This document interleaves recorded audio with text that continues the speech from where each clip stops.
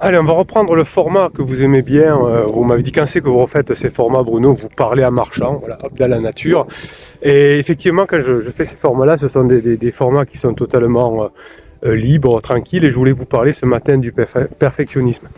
Les personnes qui sont perfectionnistes n'arrivent pas à récupérer leur conjoint, ou ont du mal à récupérer leur conjoint, parce qu'ils se mettent une pression de réussir, une pression d'y arriver, une pression d'être mieux et toujours mieux, mais être mieux c'est bien, hein. Être parfait ça ne peut pas exister. Donc la réflexion que j'avais avec vous ce matin, c'est que c'est ce goût de l'apprentissage que vous avez dans les formations, puisque si vous êtes un pirate, vous vous formez pour récupérer votre conjoint, eh bien on va transformer ce goût du perfectionnisme en goût peut-être de quelque chose qui est beaucoup plus intéressant, c'est le goût d'améliorer la relation. Ce qui fait kiffer votre conjoint, c'est de passer des bons moments avec vous, d'avoir comment on appelle ça, de la dopamine. Donc l'idée c'est que plutôt que d'essayer d'être perfectionniste dans quelque chose, d'ailleurs ça va saouler votre conjoint, hein, si vous voulez dire que vous êtes parfait, si vous faites mieux, si vous tenez mieux la maison, le jardin, que votre conjoint, si vous éduquez mieux vos enfants que votre conjoint, tout ça, ça va saouler surtout. Moi je suis parfait, en gros, hein, enfin vous ne le dites pas comme ça, mais pas, mais pas loin quand même. Donc l'idée c'est de mettre toute cette énergie pour améliorer une relation. Alors pourquoi? Parce que vous savez que effectivement, depuis très longtemps, vous le savez avec les neurosciences, que ce qui rend le plus heureux dans la vie, c'est d'être en relation avec les autres, notamment d'être en couple, et plus précisément dans un clan, c'est-à-dire un couple inséré dans un clan avec des amis, avec des cousins, avec des cousines, où on peut avoir plein de relations, faire des choses chacun de notre côté, nous rapprocher. Donc l'idée, c'est plutôt que d'essayer d'être perfectionniste, de montrer qu'on est quelqu'un de parfait à son conjoint, on n'y arrivera jamais, et bien plutôt on va essayer de montrer que on fait passer des bons moments à son conjoint. Alors pourquoi on est perfectionniste souvent? On est perfectionniste parce qu'on veut avoir des shoots de dopamine. Dire j'ai très bien fait, mon conjoint m'a dit que c'est super, mais ça n'arrive jamais. Imaginez que vous soyez perfectionniste et que vous organisiez une sortie, un petit voyage, et que tout se passe super bien. Vous êtes tellement tout bien organisé, vous étiez quelqu'un de parfait. Eh bien, qu'est-ce qui s'est passé? Eh bien, c'est que finalement, vous êtes ennuyé. Tiens, allez, on va reprendre avec les visions un peu de l'étang, là. Hop, on va le faire comme ça. Et donc finalement vous êtes ennuyé parce qu'il ne s'est rien passé. Donc vous avez été perfectionniste, ouais mais tout s'est bien passé, mais on n'aura rien à raconter. Imaginez que vous soyez trompé de chemin parce que vous avez moins bien préparé, eh bien vous aurez quelque chose à raconter avec vos amis, etc. En disant comment je me suis trompé de chemin et comment peut-être j'ai fait comment dirais-je, face à l'imprévu, et j'ai découvert une petite chapelle que je ne connaissais pas. Vous voyez, donc l'imprévu peut être quelque chose de beaucoup plus efficace que le perfectionnisme. Alors pourquoi on veut être perfectionniste? Parce qu'on va avoir ces shoots de dopamine, mais ça ne marche pas. Hein, ce qui va marcher, vous l'avez compris, c'est pas avoir des shoots de dopamine, mais c'est tatatan, tatatan, tatatan. Vous avez compris, c'est de passer des bonnes relations avec les autres. Donc pendant toute la phase de sécurisation, vous avez oublié de le faire. Peut-être que vous ne saviez pas, peut-être que vous ne savez d'ailleurs toujours pas, mais que maintenant, à partir d'aujourd'hui, vous allez apprendre, grâce aux formations, à passer des moments avec votre conjoint, répondre aux besoins, etc. Ce qui rend heureux dans la vie, et ce qui rend malheureux aussi, c'est les relations. Vous voyez que si vous êtes en crise de couple, vous avez perdu du poids, vous êtes stressé, vous faites du souci pour vos enfants, etc. Eh bien vous, qu'est-ce que vous allez faire à partir d'aujourd'hui? Vous allez changer tout ça, vous n'allez plus vouloir être perfectionniste, vous voulez toujours avoir des shoots de dopamine parce que ça c'est bon dans la vie. Eh bien les shoots de dopamine, on les a par l'imprévu, par la résolution de problèmes imprévus et par évidemment, ce que vous adorez faire aussi, c'est faire des choses nouvelles avec votre conjoint notamment. Voilà. Ben écoutez, si vous êtes perfectionniste, eh bien gardez cet esprit d'apprentissage, formez-vous, apprenez, mettez en application, mais pas pour montrer qu'on est mieux que les autres, mais pour passer des meilleurs moments avec votre conjoint notamment, parce que c'est ce qui rend le plus heureux. Si vous aimez ce format de vidéo, hein, de 4-5 minutes, où je vous parle comme ça, marchant avec toute ma grinta, toute mon authenticité comme vous adorez, eh bien mettez-moi un petit commentaire, ça fait du bien, j'aime bien savoir ce que vous aimez pour aussi répondre à vos besoins, parce que c'est vous la communauté, dites-moi quels sont les besoins que vous avez pour récupérer votre conjoint. Je vous souhaite la journée que vous méritez. Je vous fais un petit live aujourd'hui parce que voilà, c'est le live de la fête des mères. Alors je vous avais mis un lien sur d'autres réseaux sociaux, mais bon, je ne sais pas pourquoi ça ne démarre pas, donc on va faire autrement. On va se parler là sur sur YouTube comme ça. Alors voilà, j'avais envie de vous souhaiter une bonne fête des mères à toutes les piratesses. On va pas rester longtemps évidemment, hein. On va faire ça rapidement parce que moi aussi je suis attendu. J'avais envie de vous faire cette vidéo. Vous savez, il y a beaucoup de surprises en ce moment sur cette chaîne parce que j'ai remarqué que plus je vous faisais de vidéos et de vidéos différentes, plus vous vous formiez, plus vous preniez de formation et plus vous retrouviez votre conjoint. En ce moment, énormément de personnes retrouvent leur conjoint. Donc j'ai trouvé que c'était gagnant-gagnant, puisque moi, mon métier, c'est de vous faire des vidéos. Vous achetez les vidéos, vous vous formez et vous retrouvez votre conjoint. Et moi, mon but, c'est que vous retrouviez aussi votre conjoint, notamment le sourire des enfants, etc. Vous voyez, c'est gagnant-gagnant. Vous retrouvez votre conjoint, moi ça me fait gagner ma vie évidemment parce que c'est mon métier, mais c'est aussi ce que j'adore faire, vous le savez. Voilà, je voulais vous raconter une petite histoire aujourd'hui, c'est un coaching que j'ai fait, alors c'est un coaching un peu différent d'habitude, c'était avec une youtubeuse, on va dire, enfin une personne qui travaille sur les réseaux sociaux qui est assez connue, et qui me disait Bruno, faudrait que vous m'expliquiez, bonjour capitaine, dit Marie, faudrait que vous m'expliquiez pourquoi maintenant que je suis connu, je fais peur aux hommes. Bon, donc on a fait notre coaching, on s'est aperçu que c'est une personne qui me disait au début, ben, j'ai fait ce métier-là aussi parce que ben, je suis pas un canon de beauté et ben, j'ai eu pendant très longtemps, pendant de nombreuses années, beaucoup de difficultés à être avec quelqu'un. Et puis j'ai monté ma structure, ça a commencé à marcher et là, les hommes se sont intéressés à moi. Et ça, c'est bon, hein, les hommes s'intéressent à moi, c'est bon. Elle était contente et donc elle a eu des relations. Et puis, elle travaille bien, donc son business a continué à augmenter. Et là, elle me dit maintenant, je n'intéresse plus personne parce que ben, je travaille beaucoup, mais je suis plutôt connu. Elle est plutôt connue, effectivement. Et donc, en expliquant, bon, je me défie beaucoup du déclaratif, je me dis ben, comment vous fonctionnez, qu'est-ce que vous faites, etc.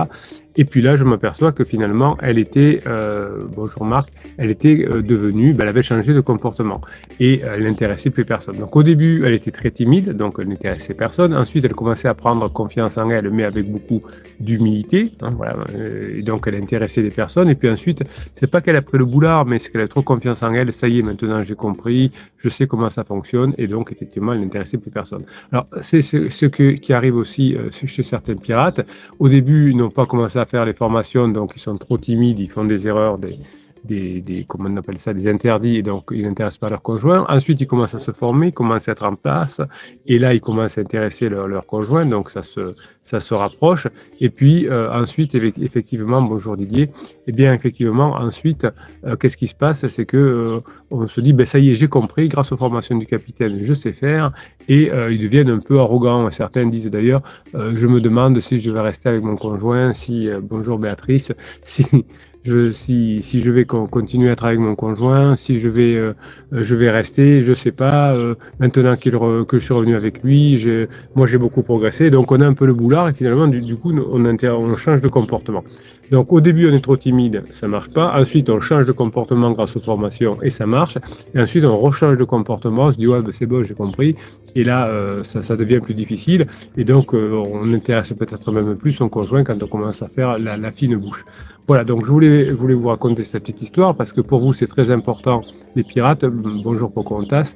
Merci les pirates, en tout cas pour ce que vous faites, parce que je sais que pour tous les pirates qui ont retrouvé leur conjoint, ils ne sont pas allés dans cette phase où, ben, je sais pas si je vais rester avec mon conjoint finalement parce que maintenant je me sens un peu supérieur. Alors pour ne pas, pour faire pour l'égalité des sexes, après la petite histoire là sur cette cliente. Une femme qui est un peu célèbre sur les réseaux sociaux. Sur les réseaux sociaux, c'est pareil. Parfois, des hommes qui sont timides et qui n'arrivent pas à séduire vont faire des vidéos pour séduire. Voilà, donc, ils n'arrivent pas à séduire. Donc, ils se mettent, comment ça s'appelle, coach en séduction, je crois. Donc là, ils commencent à faire des vues, ils ont un peu plus confiance en eux et donc ils arrivent à séduire.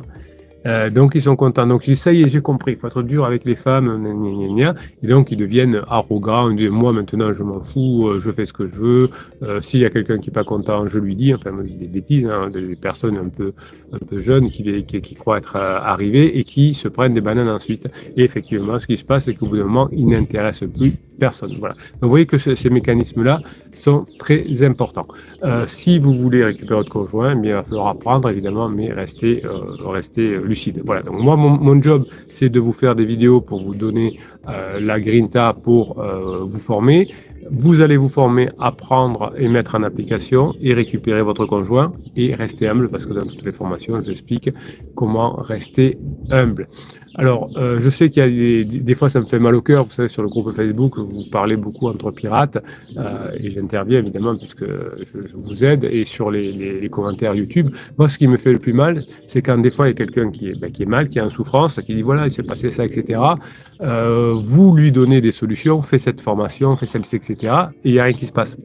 Et ça, c'est un grand mystère pour moi. On est en souffrance, on vient demander l'aide des pirates, vous aider en disant, en fait, vous devrez faire cette formation ou l'autre, et la personne ne le fait pas.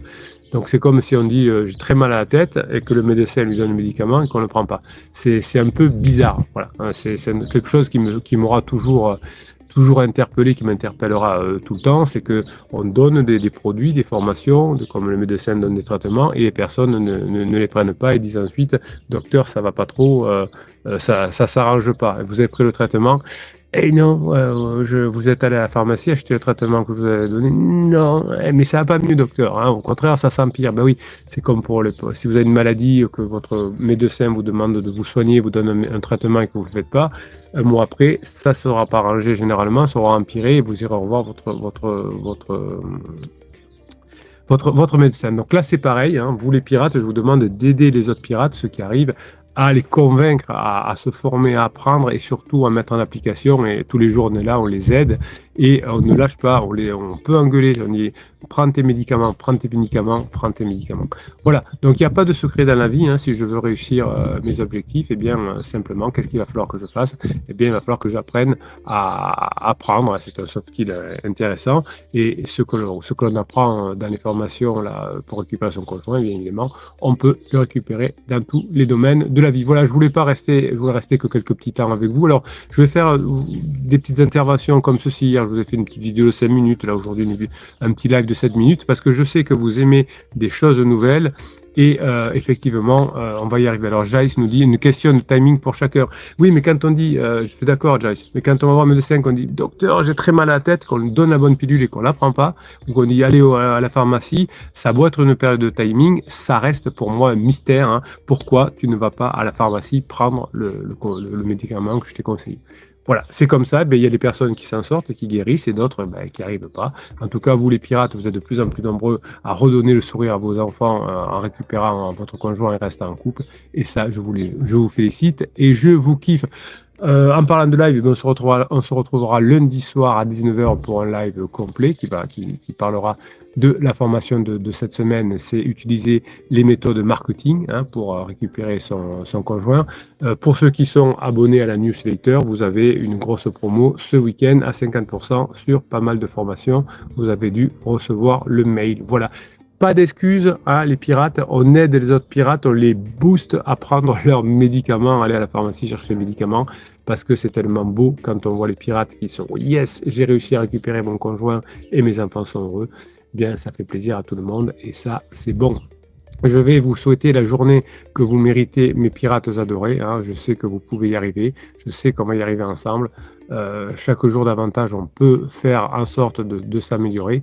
Et évidemment, si on arrive à récupérer son conjoint, eh bien, il n'y a pas de raison que l'on ne puisse pas s'amuser ensemble et ensuite être très heureux. Je vous souhaite la journée que vous méritez. Bonne fête de mère aux mamans et on se retrouve dans l'après-midi. Je vous mettrai encore des vidéos pour vous donner la grinta et pour mettre en application ce que vous apprenez. Bonne journée les pirates, on se lâche pas. Hein. Florent dit arrive et dit bonjour, vous reverrez le live en direct, ça vous dit bien. Bonne journée les pirates, passez la journée que vous méritez. Bonne journée les pirates, alors je vais continuer ces petits formats là de 5-10 minutes, vous aimez bien, puis vous savez que de temps en temps je vous ferai un coller de tous ces petits messages que je vous offrirai sur YouTube également. Alors aujourd'hui qu'est-ce qu'on va faire? On va parler des bébés pirates quand vous arrivez dans la team, dans la famille, où vous n'êtes pas encore à même de récupérer votre conjoint parce que vous n'avez pas le bon mindset. Alors je vais prendre les deux messages sur le groupe Facebook qui sont les plus proches là, qui viennent d'être écrits, et je vais vous les partager. Jay nous dit, alors, elle commence comme ça, sans bonjour, etc., mais ça c'est pas grave, on n'est pas... Elle part d'un peu de temps avec un regret énorme de perdre ce qu'elle a, comme elle dit, mais c'est plus fort qu'elle. Elle me dit que c'est son ressenti, elle est malheureuse, que c'est égoïste. Peut-être, elle regrettera, mais aujourd'hui c'est comme ça. Donc vous voyez que on ne peut pas aider ce pirate-là, puisque effectivement il commence à parler d'elle, donc il est en obsession amoureuse. Donc le premier conseil, effectivement, c'est de sortir la dépendance affective et de nous dire voilà où j'en suis, voilà ce que j'ai raté, voilà les interdits que j'ai commis pour en arriver là, qu'est-ce que je peux faire, quelle formation il faut que je fasse. Dans combien de temps dois-je m'attendre au pansement, car elle ne me le dira pas pour voir à peu près la moyenne où ça arrive. Ensuite, elle marche aux émotions et aux sentiments. J'ai peur que son pansement devienne son nouveau pour la vie. Ça peut arriver. Non, ça n'arrive jamais, c'est jamais arrivé. Effectivement, si vous ne travaillez pas, Jay, sur vous, et qu'effectivement, elle voit qu'il n'y a aucune évolution entre vous, qu'elle n'a pas d'autre solution, peut-être qu'elle peut continuer encore quelques temps avec le pansement. Mais ça, c'est juste parce que vous n'aurez pas fait ce qu'il faut. En fait, ces messages, ils sont extrêmement positifs, c'est-à-dire que vous avez le choix. Soit vous continuez à geindre et ça va être compliqué, soit vous mettez au boulot et vous allez y arriver. Donc vous avez le choix. C'est intéressant. Sachant qu'elle s'en veut de l'échec de cette relation et se sent fautif, elle va doubler l'effort dans sa prochaine relation pour éviter un deuxième échec. Ça peut arriver, point d'interrogation. Donc vous voyez que pour vous, les pirates, soit qui avez récupéré votre conjoint, soit qui êtes beaucoup plus avancé, vous voyez qu'au début, vous étiez peut-être comme ça, vous vous mettez les mains sur la tête, effectivement, certainement en lisant le message de Jay. Mais vous voyez qu'on peut aider Jay aussi. Et là, les pirates, on compte sur vous pour remuer un petit peu le Jay en question et que effectivement ils réagissent. On ne peut pas. Alors c'est vrai que ici on est dans la bienveillance totale, c'est-à-dire qu'on sait que quand on est en début de crise de couple, eh bien on est malheureux, on est triste, on souffre. C'est bien pour ça qu'on est bienveillant et que l'on vous dit ce que vous devez faire, c'est-à-dire vous bouger et arrêter de vous plaindre parce que ça c'est pas humain de vous voir souffrir autant et d'être dans la plainte, dans l'auto-victimisation qui n'amène à rien et qui ne vous rapproche pas de votre conjoint. Allez, on prend la deuxième, Cécilia. Bonjour, petite suite, ça y est, elle a franchi le pas de me supprimer dans sa situation amoureuse sur Facebook et changer sa photo où nous étions en couple. Toujours pas moyen de la joindre, elle a tout verrouillé. Donc là, la question que devrait faire Cécilia, c'est de nous décrire une réalité. Voilà ce que j'ai fait, voilà les interdits que j'ai commis, voilà la pression que j'ai pu faire. Et maintenant, comment je peux rattraper les choses, plutôt que de parler de son conjoint et de le critiquer. Je veux tenir, je ne veux pas y croire, mais je ne sais plus comment faire et j'ai vraiment besoin d'un coup de pouce. Alors ça, c'est mieux la fin du message. Évidemment, vous allez faire la formation comment sortir du silence radio, puisque vous vous êtes projeté dans le silence radio. Votre conjoint a certainement dû en avoir marre d'entendre de vos plaintes, vos critiques, etc. Et vous aura amené à cette souffrance. Alors, apparemment, Cécilia nous avait déjà mis un message qu'elle nous le dit. Alors, je suis perdu, Oui, elle nous parle que d'elle. Vendredi, retournons dans une situation, sans que je ne vois rien venir après une soirée au resto de retour. La maison pour boire un café et récupérer sa voiture. Elle me dit soudain qu'elle veut tout arrêter. Vous voyez que quand on ne parle que d'elle, ensuite ça se termine, jusque-là elle était incapable de faire des choix sur rien, elle ne voulait pas en faire sur nous, et là du coup elle en a fait clairement un, je ne sais pas quoi faire, je ne sais pas quoi penser. Donc vous voyez, alors ça ce message il est adressé aux pirates plus avancés, comment vous étiez au début, et pourquoi ça n'avançait pas. Et vous voyez pourquoi vous avez récupéré votre conjoint, ou que vous êtes en train de le récupérer, parce que vous avez bossé sur vous, parce que maintenant vous avez plutôt qu'est-ce que je dois faire, comment je dois mettre en place, comment je peux améliorer ce que je fais, comment je montre à mon conjoint que j'ai changé suite aux formations, comment je repasse des bons mois avec mon conjoint. Ça, c'est des bonnes questions à vous poser, qu'est-ce que je dois prendre, qu'est-ce que je dois faire, etc. C'est dans tous les domaines de notre vie, plutôt imaginez que j'ai une entreprise et que je dise mais pourquoi tous les clients ils m'en veulent, non, mieux peut-être pourquoi je ne fais pas ce qu'il faut par rapport aux clients, pourquoi je n'arrive pas pourquoi mes patients, dit le médecin, ne guérissent pas, pourquoi mes patients ne guérissent pas, simplement peut-être que je ne fais pas ce qu'il faut, je ne donne pas le bon protocole, soit pour les motiver à se guérir et à prendre mon traitement, soit peut-être je ne donne pas le bon traitement. Donc en se mettant toujours en responsabilité, alors les chefs d'entreprise, généralement, ont tendance à être responsables de tout, ils croient qu'ils sont responsables de tout, et souvent, vous, quand vous êtes des bébés pirates, effectivement, vous avez Plutôt, l'idée, c'est moi, je suis responsable de rien et tout est la faute de mon conjoint, de ma femme, de mon mari, parce qu'il fait ça, parce qu'elle dit ça, etc. Mais vous avez votre part de responsabilité, du trigger qui a déclenché ça. Une fois que vous avez compris quels sont les interdits que vous faites, vous ne faites plus d'interdits, et ensuite vous vous mettez à bosser et vous faites ce qu'il faut pour venir ensemble. C'est pas perdu si vous êtes ensemble depuis longtemps. Il suffit que vous remettiez en question, il suffit que vous compreniez comment fonctionne le couple, il suffit de vous positionner en phase 4, la phase de grande intimité, pour pouvoir vous réunir avec votre conjoint. Merci encore pour le live de hier soir, où il est en replay, vous avez été extraordinaire, vous avez été, j'ai pas pu lire tous vos messages, il y en avait trop comme d'habitude, mais vraiment ça me fait énormément de plaisir, ça me touche au cœur de voir que vous progressez et que la plupart des pirates retrouvent leur conjoint. Donc on va donner un coup de boost à Jay et à Cecilia pour qu'elles changent de comportement et que chacun puisse retrouver son conjoint. C'est en changeant de comportement que Jay et Cecilia vont y arriver et on va les aider fort à les conseiller sur les formations. Pour les formations, vous avez en descriptif de cette vidéo, évidemment, le catalogue des 200 formations. Il suffit de cliquer sur le afficher plus et vous vous rendez dans le catalogue des formations et vous pourrez vous former pour récupérer votre conjoint. Je vous souhaite la journée que vous méritez sur ce nouveau format très court, très long, très court et pas très long et qui vous donne plein d'informations et la grinta. Allez, une vidéo pour parler ensemble du choc émotionnel que vous avez pu vivre pendant l'annonce de votre conjoint qui vous a dit temporairement du déclaratif du type « je ne t'aime plus, c'est fini, c'est mort, on ne reviendra jamais ensemble ». Bien, j'avais envie aujourd'hui de vous faire la comparaison avec un autre choc qui pourrait être l'annonce d'une maladie grave, disons le cancer, qui en un instant décisif peut faire basculer une existence, le moment où votre conjoint vous dit « je crois qu'on va se séparer ». Eh bien, dans les deux cas, dans l'annonce d'une maladie grave ou dans l'annonce effectivement du fait que vous avez une maladie ou que votre conjoint veut se séparer de vous, tout ça va vous secouer, et va vous faire basculer vers un horizon inconnu. Vous étiez dans une forme de stabilité et tout d'un coup, vous avez vu votre sentiment de maîtrise, la maîtrise de la phase de sécurisation, petit à petit s'évanouir et l'équilibre familial s'endommager. Les projets d'avenir qui semblaient jusqu'ici inaltérables dans votre couple sont alors mis entre parenthèses, comme avec les nouveaux malades entre guillemets, qui constatent la précarité du présent. Certaines personnes se désengagent de leur projet pour combattre la peur, l'angoisse et le désespoir qui, face au risque de séparation, vont meubler votre quotidien.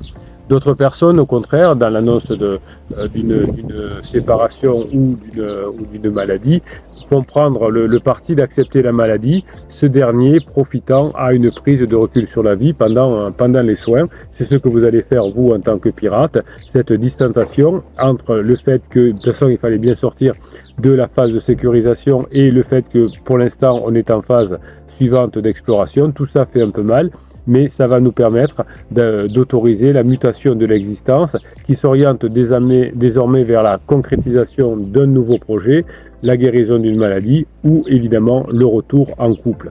La secousse de l'annonce d'une séparation ou de la décision d'une séparation ou d'une maladie s'inscrit de manière indélébile dans la mémoire et vont habiter aussi les personnes plus tard qui auront réchappé de la maladie et les pirates qui auront réchappé de la séparation grâce à leur travail. Donc finalement, beaucoup de pirates témoignent se débattre au début de l'incertitude, dans le désespoir, dans la détresse, dans la terreur et dans la récidive que votre conjoint, par exemple, vous trompe, comme on vit dans la terreur que la maladie reprenne après avoir récidivé, non, avoir rémissé. Enfin, être en rémissience, avoir diminué. L'appréciation de chaque douleur, qu'elle soit physique dans une maladie ou psychologique dans une crise de couple, va sembler chaque fois suspecte et réveiller la terreur de la rechute. Si j'ai un peu mal quelque part, je peux dire aïe, et si je rechutais, et si j'arrive à me prendre la tête avec mon conjoint, eh bien je peux me dire plus tard, est-ce que ça risque de ne pas recommencer? Donc finalement, une fois que le choc est passé de l'annonce d'un cancer, par exemple, ou d'une maladie grave, le patient, à la perspective de la mort prochaine, peut traverser une crise existentielle. Bien, ça a été pareil pour votre conjoint, qui a été choqué par quelque chose, peut-être l'annonce d'une maladie chez lui ou chez elle évidemment, mais aussi peut-être chez un proche. cette crise finalement se mue en différentes formes. Certaines personnes malades sont agitées par l'incertitude du futur et semblent sombrer dans une crise identitaire. La perte de sens, la peur, l'anxiété, la panique, le désespoir, la solitude et l'impuissance gagnent des personnes à qui on annonce une mauvaise nouvelle comme un cancer. Dans la crise de couple, c'est un peu différent. C'est pas votre conjoint est déjà souvent en crise et c'est vous qui allez avoir finalement des crises de panique, des crises de survie, plus que des crises identitaires. Finalement, la valeur de la cellule familiale et de l'entourage est souvent à ce moment-là conscientisée. On ne s'était pas rendu compte suffisamment qu'on avait besoin de son conjoint. Donc, pour chercher du réconfort, la plupart des pirates vont au départ quémander un peu d'amour, et puis au fur et à mesure vont plutôt se rapprocher de la team, de la famille des pirates, se mettre à bosser, et finalement, en discutant avec des personnes qui ont réussi à récupérer leur conjoint et qui sont plus en avance qu'eux, eh bien tout ça va finir par faire retrouver le couple et par diminuer l'angoisse.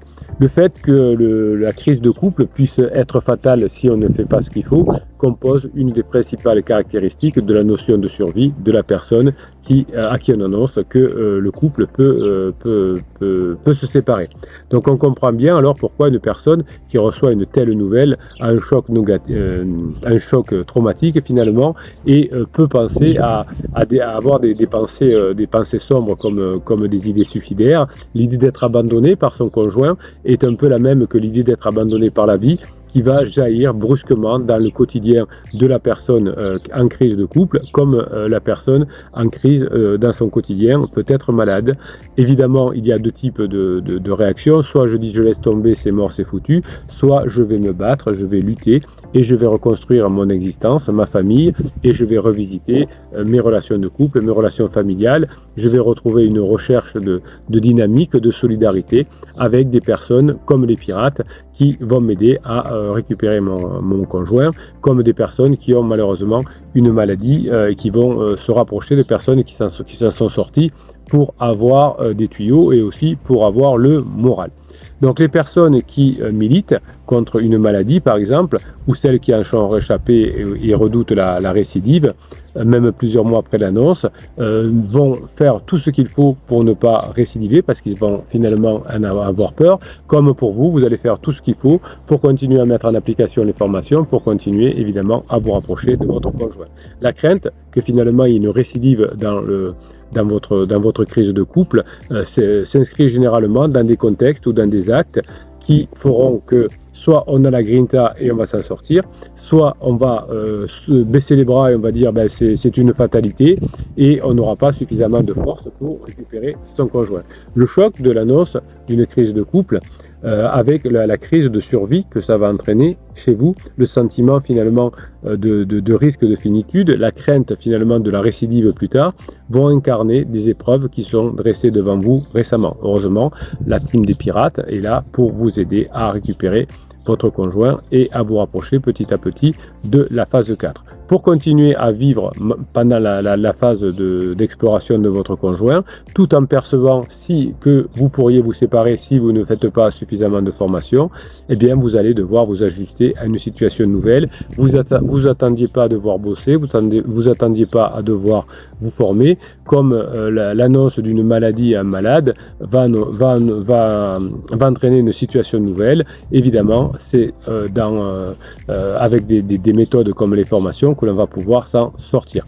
Je vous avais fait une vidéo complète sur le coping, qui est un concept qui est difficile à mentionner dans la littérature scientifique francophone, puisque c'est un terme anglais. C'est une stratégie d'ajustement. Le coping va désigner l'ensemble des processus qu'utilise un individu pour maîtriser, protéger, tolérer et diminuer l'impact de l'environnement négatif de la crise qu'il perçoit comme stressant. Ce sera pareil pour une maladie. S'il ne s'agit pas finalement d'un trait de caractère ou d'une caractéristique, mais d'un processus que vous apprenez au fur et à mesure des formations. Les stratégies de coping dépendent de l'évaluation qu'une personne se fait d'un événement et de l'adéquation de ses ressources pour y répondre. C'est pour ça que je suis là tous les jours avec vous, c'est pour ça que je vous écris sur Telegram tous les jours des vidéos, des textes pour vous continuer à vous donner la grinta, pour que vous ayez cette force de continuer le coping, de continuer à vous battre et de récupérer votre conjoint, comme je pourrais aider, si c'était mon métier, des personnes qui vivent une maladie à continuer à se battre. Alors, prenez ce passage de vie comme une difficulté qui vous fait grandir, qui vous fait apprendre.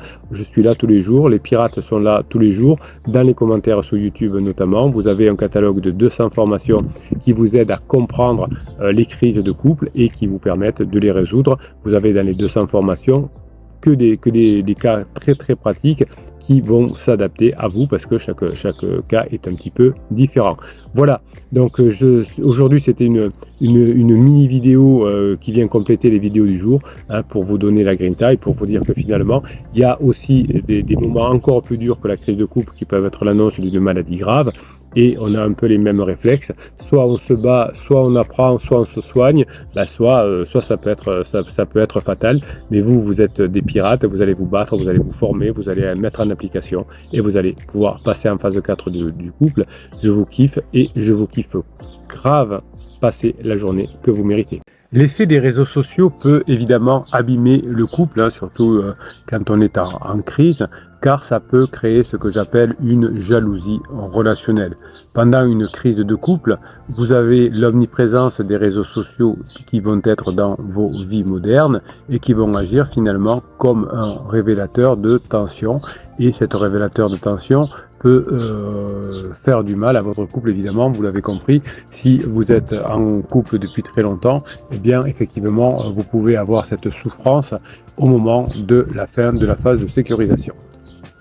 Dans notre vie de tous les jours, l'omniprésence des réseaux sociaux, que ce soit des informations ou des sites internet, ou même des applications comme, je sais pas moi, comme Facebook, comme Instagram, etc., vont créer des tensions latentes dans la relation de couple. Au cœur d'une crise, la moindre notification peut être perçue comme un coup de poignard émotionnel. Hein. Si votre conjoint, vous avez des soupçons qu'il ait une relation adultère, eh bien dès qu'il va y avoir une notification, vous allez vous demander qui lui parle. Donc si vous imaginez naviguer à travers un océan de photos, j'aime bien cette métaphore d'océan, hein, puisque nous sommes des pirates qui récupérons notre conjoint à la fin de la crise. Eh bien, sur Internet, on a un océan de photos qui sont retouchées, qui sont des statuts aussi ostentatoires et bien sûr des messages privés secrets. Donc toute cette sensation d'espionner la vie de son partenaire à travers un écran peut faire qu'on va avoir l'impression d'avoir une part de la réalité qui nous échappe, et tout ça va nourrir une jalousie insidieuse. Cette forme de jalousie digitale, alimentée par des interactions qui sont pourtant apparemment inoffensives, peuvent mener à des réactions disproportionnées. En scrutant les j'aime et les commentaires, on bascule rapidement de l'innocence à la suspicion, d'une simple curiosité à une obsession destructrice. Ça peut faire mal. Les réseaux sociaux, loin de renforcer la transparence, installent un voile d'illusion pendant les crises de couple, un voile d'illusion et un voile de mystère également, qui vont faire qu'autour de son conjoint, eh bien, il va y avoir des incertitudes et même des peurs. Les réseaux sociaux nous confrontent à une version idéalisée des relations, que ce soit les nôtres ou celles des autres. Hein. On se compare constamment entre notre réalité et la version édulcorée, trafiquée des autres couples que nous voyons en ligne, et tout ça crée ce que j'appelle une dissonance cognitive. Nous vous demandons d'ailleurs pourquoi souvent notre relation ne semble pas aussi parfaite, aussi heureuse, et votre conjoint du coup a eu l'impression que c'était mieux d'aller voir ailleurs. Évidemment, votre conjoint s'est basé sur des éléments superficiels qui ne prennent pas en compte des complexités et des luttes internes que vous avez dans tous les couples. Donc en vivant cette distorsion, vous allez nourrir une insatisfaction chronique. Chaque image parfaite que vous voyez de couple à côté de vous fera que finalement vous allez croire que votre couple est encore plus pourri que ce qu'il ne l'est vraiment. Et évidemment, vous oubliez souvent que tout ce qui est partagé en ligne n'est qu'une façade, souvent embellie, qui ne reflètent pas les défis quotidiens que peuvent ressembler chaque couple qui les affronte. Et peut-être que souvent vous croyez que votre situation est désespérée, mais vous savez que quand vous êtes un pirate, quand vous avez des histoires des autres pirates, eh bien souvent vous savez que toutes les histoires se ressemblent et tous les couples fonctionnent à peu près de la même façon. La difficulté, c'est que votre conjoint a peut-être idéalisé un autre couple finalement et a dévalorisé le vôtre. Finalement, cette idéalisation a mené à une remise en cause de votre couple, de votre bonheur, et ça a alimenté finalement le fait que votre conjoint s'est éloigné de vous, et le fait que votre conjoint s'éloigne de vous, ça alimentait chez vous une jalousie qui se base sur des illusions plutôt que sur des faits concrets. Donc la transparence forcée qui est intuite dans les réseaux sociaux, où chaque mouvement peut être traqué et analysé. Pendant la phase d'alarme, vous traquez votre conjoint sur Internet pour savoir qu'est-ce qu'il fait, qu'est-ce qu'il dit, qu'est-ce qu'il pense. Et des fois, vous mettez sur le groupe Facebook, d'ailleurs, mon conjoint m'a dit ça, qu'est-ce que ça veut dire? Et donc, vous allez être dans un besoin de contrôle un peu maladif qui va vous faire souffrir et qui va éloigner votre conjoint. Vous vous êtes transformé en détective, vous cherchez à lire entre les lignes des publications, à déceler des indices dans les interactions en ligne. Cette dynamique de contrôle va engendrer évidemment une méfiance corrosive et au lieu de chercher à comprendre et à communiquer, vous allez risquer de vous replier sur vous-même jusqu'à rencontrer les pirates. Et les pirates vont vous rouvrir la vision de l'esprit et vous allez voir que toutes les crises se ressemblent. Évidemment, vous essayez d'accumuler des preuves, vous forgez des scénarios qui sont infondés et cette surveillance que vous avez au début de votre relation qui est passée en phase d'alarme va renforcer les insécurités au lieu de vous sécuriser. Tout ça va créer une boucle de rétroaction négative où chaque nouvelle information, chaque nouvel ami ajouté, chaque message reçu devient une nouvelle source de doute ou de suspicion pour vous.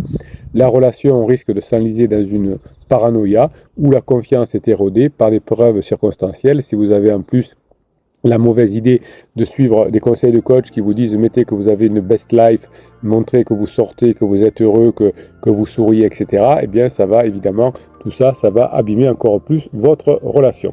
Les interactions en ligne, bien qu'elles soient parfois superficielles, peuvent réveiller d'ailleurs des blessures profondes et des insécurités enfouies. Une simple photo, aimée ou un commentaire peut réactiver des peurs d'abandon, des sentiments d'infériorité et des expériences passées de trahison, notamment pendant la phase de retrouvailles. Le moindre pouce en l'air de votre conjoint sur notre profil peut raviver vos vulnérabilités, donc d'où l'intérêt de travailler efficacement pendant toute la crise.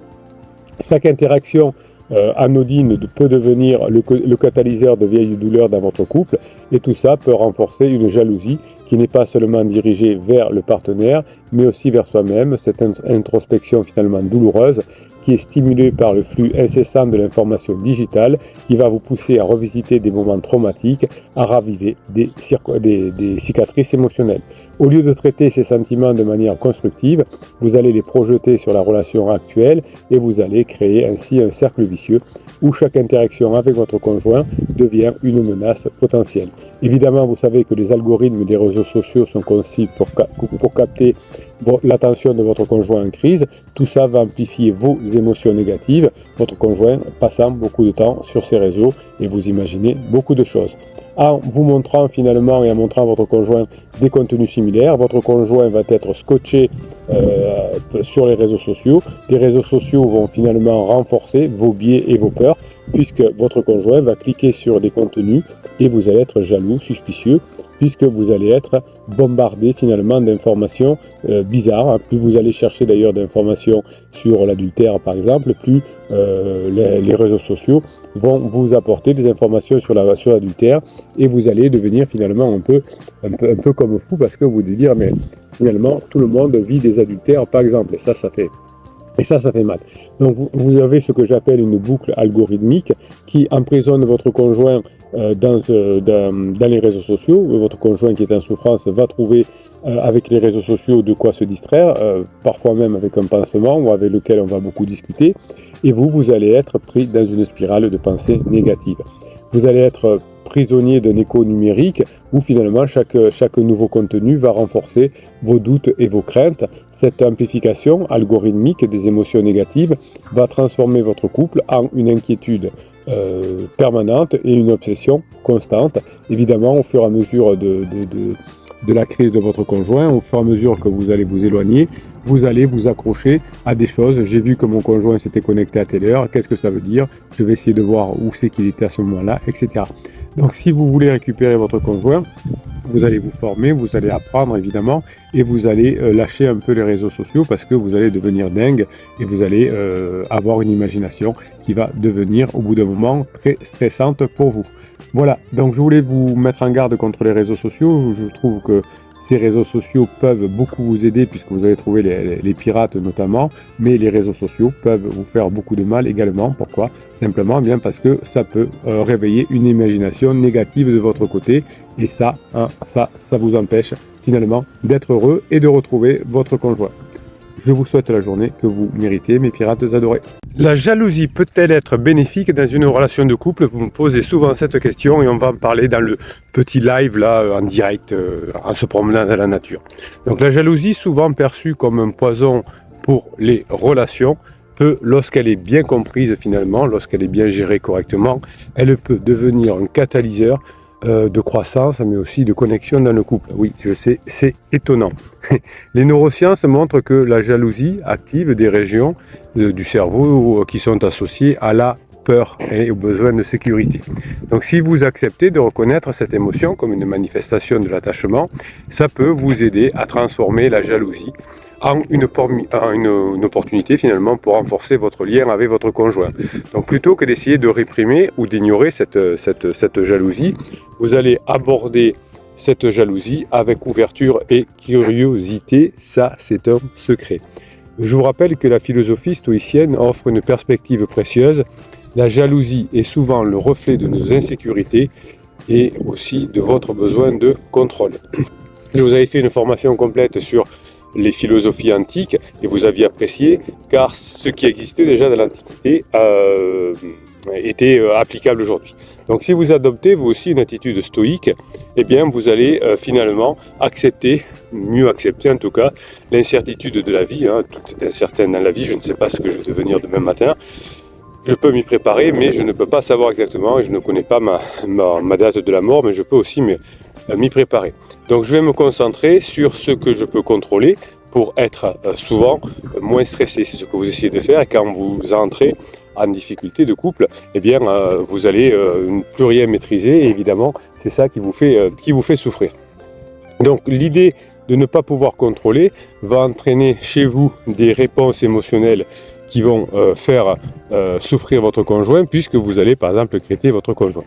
Donc le stoïcisme est une approche qui aide à cultiver la résilience émotionnelle et à développer également une confiance plus profonde en soi et bien sûr en votre partenaire. Si vous arrivez à réduire l'impact négatif de la jalousie sur votre relation, c'est que vous aurez travaillé sur vous et vous aurez compris que finalement l'incertitude fait partie de la vie. La jalousie peut servir de signal d'alarme qui va indiquer des besoins insatisfaits et des insécurités non résolues dans votre relation. En abordant ces signaux avec une communication plutôt honnête avec vous-même, alors quand je dis une communication, c'est avec vous-même, eh bien vous allez pouvoir avec votre conjoint renforcer une compréhension mutuelle car vous serez plus à l'aise avec vous-même, vous serez plus intime avec vous-même. Évidemment, vous allez travailler de votre côté pour identifier les déclencheurs de la jalousie. Vous allez pouvoir comprendre vos peurs et élaborer des stratégies pour rassurer et renforcer votre relation. Évidemment, vous n'en parlez pas au début à votre conjoint. Quand vous serez en phase 4 du couple, pourquoi pas faire une thérapie de couple pour parler des peurs, de la jalousie, etc. Mais quand vous êtes en crise de couple, vous oubliez la thérapie, vous oubliez les conversations lourdes sur quelles sont mes peurs, quelles sont les clés. Donc la jalousie n'est pas une menace, elle peut même devenir quelque chose de positif, elle peut renforcer cette relation avec vous et ça peut d'ailleurs approfondir le lien que vous avez avec vous-même.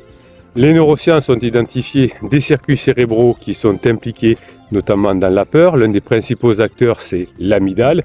C'est une structure qui est située dans le lobe temporal du cerveau.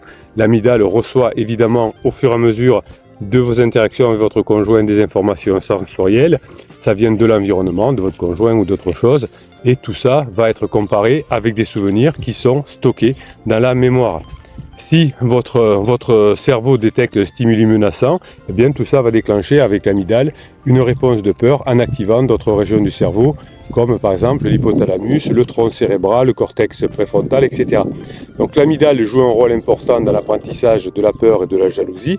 Par exemple, si on associe un son neutre ou un choc électrique, on va apprendre à craindre ce choc. Ce processus s'appelle le conditionnement de Pavlov. Il implique des modifications synaptiques au niveau de l'amygdale qui vont renforcer la connexion entre le stimuli et la réponse. Donc la jalousie, évidemment, va renforcer toutes ces peurs. Si vous apprenez à mieux gérer votre cerveau, à faire des états modifiés de conscience avec la neurohypnose notamment, eh bien vous pourrez récupérer plus facilement votre cerveau et en tout cas la crise existentielle de votre conjoint, la crise de couple qui en résulte, va montrer que finalement vous aviez plein de choses à régler et vous allez pouvoir les régler maintenant ensemble. Allez, petite vue évidemment de l'environnement, c'est le cadeau du capitaine. Bien écoutez, je vous rappelle que on se retrouve tous les jours à 7 heures sur des vidéos longues. Toutes les semaines, je vous produis une vidéo longue sur une formation de 2h30 que je vous mets à disposition. Le live du lundi 19h, des textes toute la journée sur Telegram, les commentaires sous les vidéos YouTube, et bien vous avez tout pour être heureux. Vous avez en descriptif de cette vidéo un lien pour accéder aussi à une formation gratuite Best of 2023. Je vous souhaite la journée que vous méritez, évidemment, et on continue à se parler tout de suite. Un message rapide ce matin pour vous dire qu'on fera un petit live là à 12h30. Donc voilà, je vais vous parler un petit peu, c'est le dimanche midi. On avait fait ça la semaine dernière, ça vous a beaucoup plu. Alors pourquoi je vous fais des vidéos différentes, des concepts différents, des lives différents? Eh bien simplement parce que je me suis aperçu que plus je vous faisais de live, de formation, de vidéos, de textes, ben plus vous retrouviez votre conjoint facilement, plus vous aviez envie de vous former, plus vous aviez envie petit à petit de vous retrouver avec votre conjoint, plus vous assimiliez les formations. Donc j'ai décidé évidemment de continuer, même le dimanche, de vous faire des mini-lives comme ça, des petits lives pour parler avec vous, pour vous faire un petit coucou et pour montrer qu'effectivement le capitaine pense à vous, même dans des moments difficiles. Je sais que parfois vous avez des moments difficiles pendant la crise de couple et souvent le week-end. Donc voilà, on fait un petit live, un petit quart d'heure et je vous donne quelques infos. Donc je vous rappelle d'ailleurs que l'on fera aussi un live d'1 heure, un peu plus long, lundi soir à 19h comme tous les jours. Je vous mettrai le live comme toutes les semaines, je vous mettrai le lien du live dans la journée sur les différents réseaux sociaux pour que vous puissiez commencer à poser vos questions. Voilà. Donc je voulais vous dire aujourd'hui que lorsqu'un individu traverse une crise existentielle, et votre conjoint sûrement en traverse une, voilà, vous arrivez petit à petit dans le live et je vous remercie. Son cerveau devient un champ de bataille, hein, quand votre conjoint, salut Gordon, votre conjoint devient un champ de bataille où s'affrontent diverses forces émotionnelles et cognitives. Ira nous dit coucou le capitaine. Vous pouvez noter des questions, hein, je vous répondrai pendant le live, même si on prend juste un petit apéro ensemble. D'ailleurs, vous voyez, je vous ai proposé un apéro, mais je n'ai même pas pris un verre pour moi non plus. Bon, allez-y, AM, Didier Maton, merci de poser vos questions et d'être là. Donc cette lutte intérieure que ressent votre conjoint pendant sa crise va avoir des répercussions qui sont très profondes sur les décisions financières notamment. Et vous savez que vous me posez souvent la question, pourquoi mon conjoint fait des dépenses inconsidérées pour son pansement pendant sa crise. Et bien évidemment, comprendre les mécanismes sous-jacents va offrir, quand vous comprendrez qu'est-ce qui se passe dans votre cerveau, salut Immortal, salut Romain, comprendre, c'est lorsqu'une fois que vous aurez compris ce qui se passe dans le cerveau de votre conjoint, vous aurez des perspectives inédites pour aider à naviguer dans les eaux tumultueuses des pirates, mais aussi vous recréer de la stabilité dans votre couple. Bonjour Brice. Vous savez que la crise de votre conjoint, la crise existentielle de votre conjoint notamment, a déclenché une cascade d'événements dans le cerveau. Ça a initié une réponse de stress prolongée chez votre conjoint.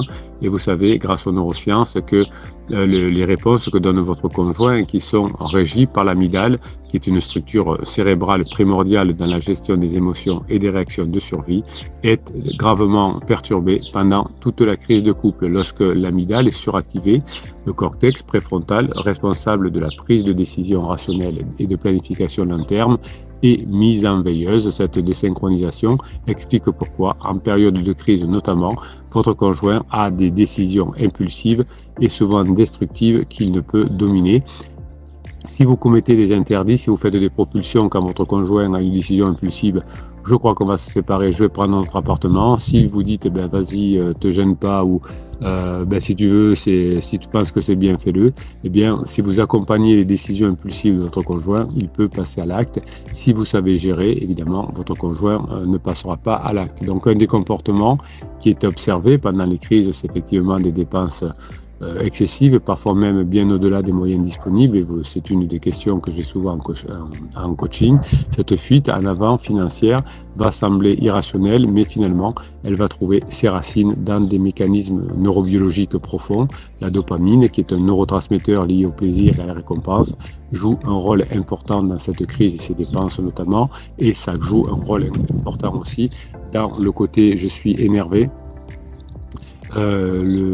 C'est-à-dire que j'ai besoin de voir mon conjoint comme quelqu'un qui a changé, sinon je vais aller voir mon pansement et évidemment j'ai besoin de récompense. Donc si vous, en tant que conjoint, vous critiquez votre personne en crise, votre conjoint en crise, si évidemment vous commettez des erreurs, si vous voulez le faire changer d'avis, eh bien comme votre conjoint aura besoin de dopamine pour moins souffrir, il va aller le chercher chez quelqu'un d'autre. Il va chercher le cerveau de votre conjoint va chercher à compenser le stress par des sources immédiates de gratification, le petit chou, les achats impulsifs, et évidemment aussi comme vous êtes l'empêcheur de tourner en rond et que vous êtes comment dirais-je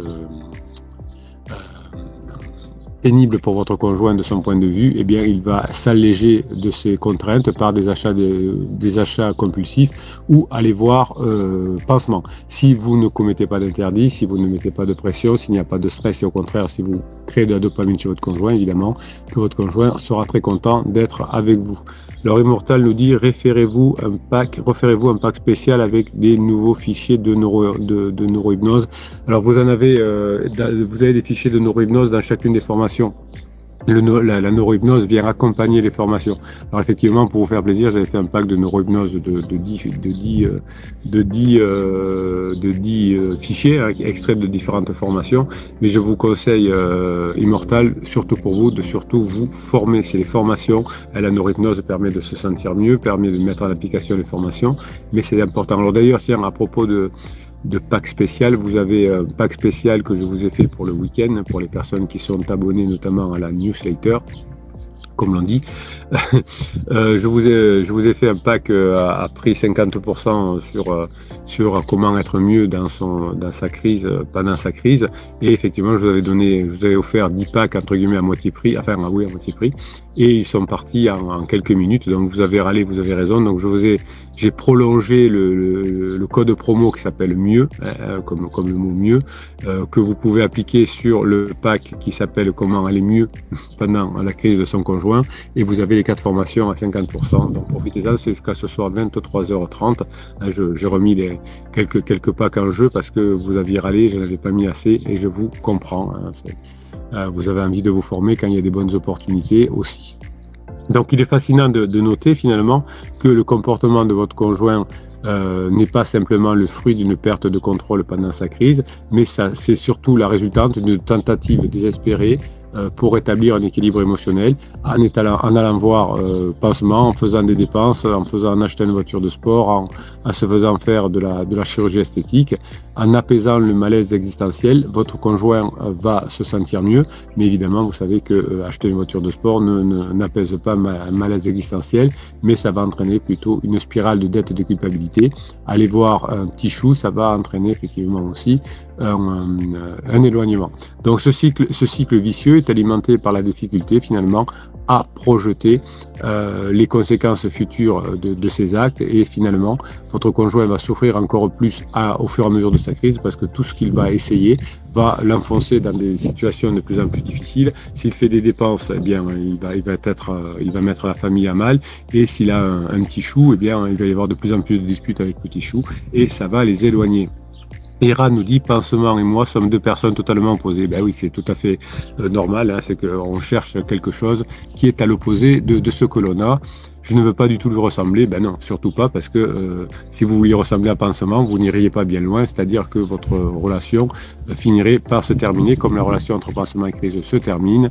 Elle est tout ce qu'il a toujours détesté. Nous gardons un lien. Ben oui, parce que pendant une crise existentielle, évidemment, on veut en faire des choses qu'on ne faisait pas avant, mais qu'on ne fera pas non plus en phase de sécurisation. Donc ne faites en phase de grande intimité, ne faites surtout pas comme Pansement, hein, parce que vous entraîneriez beaucoup d'erreurs. On reste léger, dit Immortal, alors qu'il souffre. Ben oui, hein, quelqu'un qui souffre, si vous avez que vous en plus vous la mettez, si votre enfant a une entorse à la cheville et qu'en plus vous le saoulez, ben ça ne va pas l'aider. Voilà, donc Immortal Family nous dit, là j'ai envie de la remettre en place, et oui, hein, on a tous envie de faire des bêtises, on a tous envie de commettre des erreurs. Évidemment, toutes les personnes qui ont essayé de remettre en place leur conjoint pendant leur crise existentielle l'ont regretté ensuite, et c'est normal. Voilà, bon écoutez mes pirates, je vous souhaite le dimanche que vous méritez. Je voulais faire un petit live pour vous faire un petit coucou. Je vous mettrai d'autres vidéos dans la journée, d'autres textes dans la journée, notamment sur Telegram, et je vous souhaite le dimanche que vous méritez. On se retrouve toute la journée sur les réseaux sociaux pour vous aider à mettre en application les formations.